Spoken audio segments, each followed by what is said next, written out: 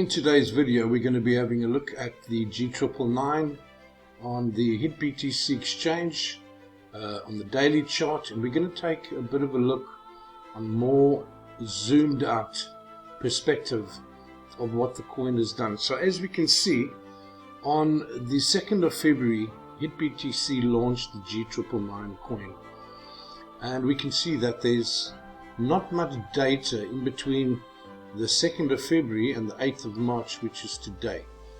Every candle being one day, so we can see there's very little data for us to actually do an in-depth and detailed analysis on the G999.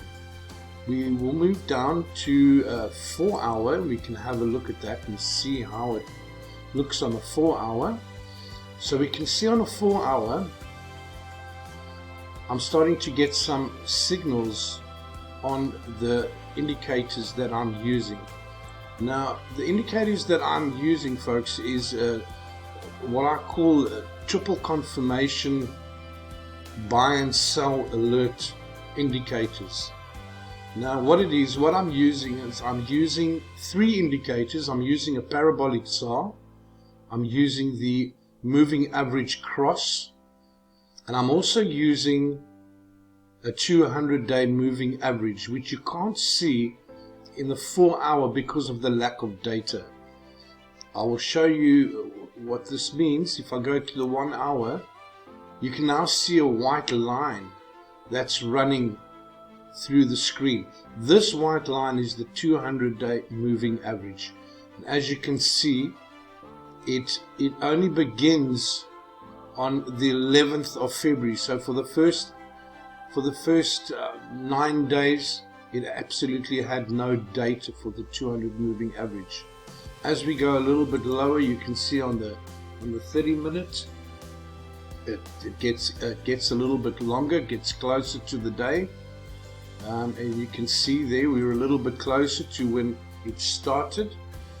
If we look at the 15-minute, you'll see it will be even closer. If I can get to that, you can see there's a lot more buy and sell signals in between, but I think you get the idea of what I'm trying to say. So coming back to the 4 hour, as we can see here, there isn't even enough data to supply us with the 200-day moving average. And what that means, folks, is that this coin, the G999, is still really in its infancy. If we have a look at the date, this is only on HIT BTC. I know that it was launched on other exchanges sooner, but even if we look at those exchanges, it can only be possibly a month or 2 months longer. So in reality, this coin is still a baby, and we can't expect too much from a coin that is so young and so early on the markets. There's nothing we can really do. We just need to be patient and let this coin mature over the next weeks and months and even years to realize a really good investment that we have in this G999 coin. Okay, so I just want to explain to you the way the indicators work that I'm using. And to do that, I'm going to go to the 1 hour. Okay, so these indicators work, they're pretty simple, but they work something like this. So if your candles are below the 200 moving average, it generally means that you're in a seller's market. And the same applies with the 10-day moving average, which is the yellow line, and the 25-day moving average, which is the red line. So in order to get a perfect sell signal, and they aren't always perfect, but in order to get a perfect sell signal, one would have to look and see that your candles are below the 200 moving average, your candles are below your 2 moving averages, and your parabolic SAR, that the candles are below. If we were in a buyer's market, as you can see, if we come and have a look here, here's a perfect signal here. If I can just show you, although it didn't actually show on the chart, but there was a buy signal over there, and it didn't show, obviously, because all the elements, all the indicators were not above. Let's go back and have a look and see if we can find one that was above. Let's have a look and see. Well, you can see candles, we can see it on this one here. Okay, so your candles are above the 200 moving average, your candles are above the parabolic SAR dots, and your candles are above the 2 moving averages, the 10 and the 25-day moving average. So that would indicate almost a perfect buy signal. Obviously, one has to use discretion, and you can't just go according to the signals. We have to use other indicators and other tools that we have to our disposal when we are doing technical analysis, such as support lines, resistant lines, trend lines, other trend lines, Fibonacci's, all kinds of different indicators to help us, understand where the price of the coin is going. So if we have a look at a different chart, a chart where I am using patterns, you can see on yesterday's chart, we saw that there was a symmetrical triangle pattern that formed. And although the price did come down slightly, it broke below the support line. It didn't last very long when the price actually turned, and it went sideways a little bit, and then it actually broke out.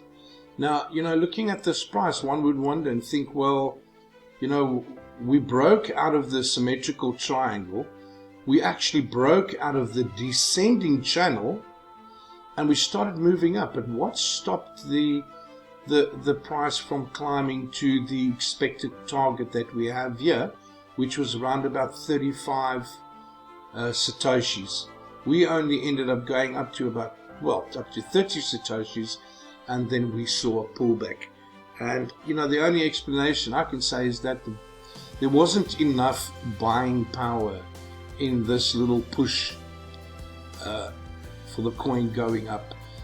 And it could be for many reasons. We could have seen maybe someone with a large amount of money that came into the market and bought a whole lot of coins. Somebody could have come in with a couple of $100,000 or whatever the case may be and bought coins. We could have seen maybe traders getting together and pushing the market. Nobody really knows, but there was a significant climb, push in the coin yesterday. So we've seen the coin drop back down to below the channel, the descending channel, and below the moving averages. And obviously the parabolic SARs are on the top, so it's definitely showing us that we're still in a bear trend, which is a seller's market. Having a look on the right hand side of the screen, we notice that being Monday the 8th today, it's not only the G999 that's at low. We're looking at coins that pretty much all the markets are in the red this morning, which is quite common for a Monday morning. And as the week progresses, we normally see the markets pick up as the week progresses along. Okay, so I would like to talk also today a little bit about the psychology and the mindset of trading and traders. And we can read this together. What is trading psychology? Trading psychology refers to the emotions and mental state that help to dictate success or failure in trading securities. Trading psychology represents various aspects of an individual's character and behaviors that influence their trading actions. Trading psychology can be as important as other attributes such as knowledge, experience, and skill in determining trade success. Discipline and risk-taking are two of the most critical aspects of trading psychology. Since a trader's implementation of these aspects is critical to the success of his or her trading plan, while fear and greed are the two most commonly known emotions associated with trading psychology, other emotions that drive trading behavior are hope and regret. So, folks, I'm bringing up this and reading this article for one reason. In my previous video, I spoke briefly about what happened last week or the week before. I can't exactly remember, but with the World Bets saga that went on. And as I said in my previous video, understanding trading psychology and the mindset of people, because without people there is no market. So it's people that drive the market.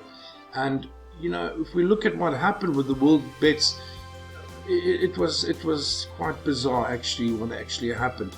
And I'm not going to go into that, but I'd like to say that that was a perfect example of what happens with public sentiment when you have negative or even positive things that happen in the real world, and how powerful those things are. To be able to, with such determination, just before the end of the competition, everybody was fired up and ready to go. I'd imagine that almost 100% of people were actually convinced that the G999 coin was going to win the competition. And what happened? All of a sudden, things went bad, and when it came out, all of a sudden, the looking at what they talk about here, the fear of the price going down. If we come back to the price and we have a look and see what actually happened here, if we go on to a 4-hour, just so we can have a look and see, so we can see what actually happened to the price. You can see we had this wonderful push in the market while the competition was going on, and everybody was fired up and positive, and the price climbed and climbed and climbed. And the minute they announced the winner of the competition being the Nimic coin, which hardly had any mentions, all of a sudden we saw a steep decline in the price of the coin, which was totally bizarre. But if we're having a look at this chart in particular, the 4-hour, we can see that even in the short time that the G999 has been on HBTC, we can see the buy signals that we have and sell signals, that there has still been a huge amount of opportunity in trading this coin, even in such a short amount of time. And I always say, and it's well known amongst experienced traders, that money is not made in bull markets. Money is made in bear markets. And people will say, well, what does that mean? How is that possible? And being an experienced trader, one will know that when you are finding an entry point into any market, regardless of what it may be, whether it's Bitcoin or any of the other altcoins, stocks and bonds, it really doesn't matter. Traders always, the big question that comes to mind on any trader's lips is, where is the best place to enter the market? So looking at a little bit of history, now we can see that this signal here was pretty much at the lowest point where the G999 has been, which was around about 11 satoshis, 11, 13 satoshis. That was the lowest. So, I just say congratulations to all the G999ers out there that bought in at this price, because you ultimately climbed into the market at the best possible entry point that anybody could. And those people that bought in here had an opportunity to go and sell, maybe not all, but at least some of their profits which is probably what's happened, and this is why we're seeing a little bit of a correction, a small decline in the price. This, folks, you must understand, is just a temporary thing. The price of the markets go up and down all the time. If we go and have a look, and I'm not even going to bother to go to the Bitcoin chart, but we all know exactly what I'm talking about. If we look over the 9 years that Bitcoin has been around, and we go and monitor it on Bitstamp, we can see how many times over the 9 years how Bitcoin has gone up and it's come down, and it's gone up and it's come down. Now, I'd just like to say that I'm a trader. I don't really get involved in all the other products with the G999 coin. I'm strictly a trader, and as traders, we make money with the volatility of the coin. Yes, there are people that invest. They buy into a project or a coin, and they'll hold those coins for however long it takes until they feel they are right and ready to take their gains, benefit from their investment. Traders are a different breed of people. Traders are looking for opportunities all the time to bounce in and out of a market so that they can take profits. So, long-term investors and traders, day traders, swing traders, cycle traders, whatever you want to call them, are two different mindsets. So you've got one mindset for long-term trading, traders and investors, and then you've got a different mindset for your everyday day traders. So guys, we'd just like to keep that in mind for everybody.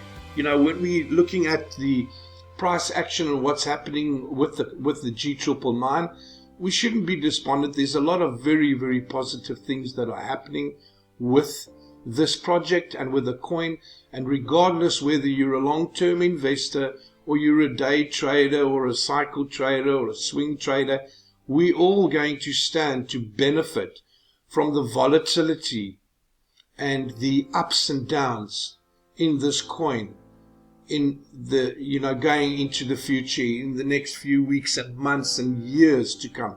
There are still going to be many, many opportunities.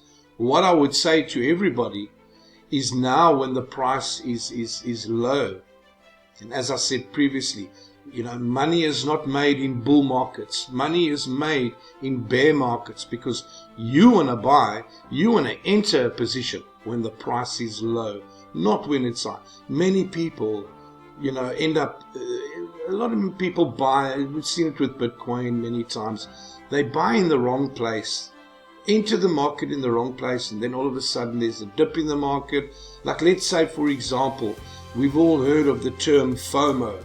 I'm sure there must have been people that we watched this beautiful climb in the coin, and we were going to win the competition and everything was great, and then all of a sudden things turned, and there were people that possibly bought in here, bought at the top, and when the price came down, all of a sudden the fear kicks in, and we see a whole bunch of panic selling, and it just can turn bad for a lot of people if you don't discipline yourself, especially for traders, and plan your entry points. It doesn't mean because you know how to click a button that you can just go and open up a trade anywhere. Wise traders are traders that choose their entry points very carefully, and they also choose their exit points very carefully. So when we see the markets falling, it doesn't necessarily mean that the people that are selling their coins are stupid or amateurs or whatever the case may be.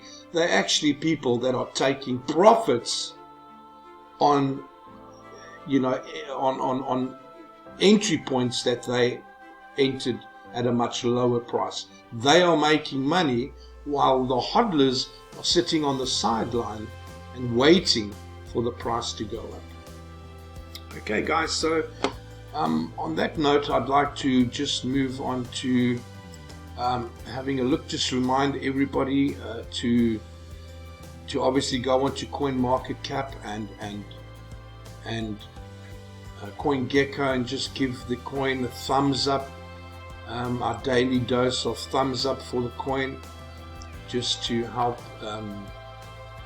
push the coin in the market. And then also, for those of you that have not